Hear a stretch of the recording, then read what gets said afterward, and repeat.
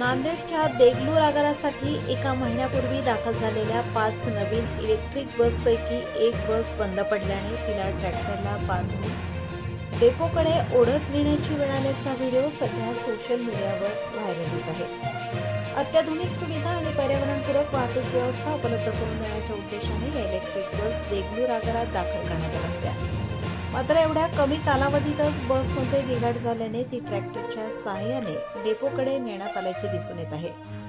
या घटनेनंतर बसच्या गुणवत्तेबाबत तसेच देखभालीबाबत नागरिकांकडून प्रश्न उपस्थित केले जात आहेत। दरम्यान बसमध्ये नेमका कोणता बिघाड झाला आणि ती ट्रॅक्टरने का ओढावी लागली याबाबत देगलूर आगार प्रशासनाकडून अद्याप कोणतेही अधिकृत स्पष्टीकरण देण्यात आलेले नाही।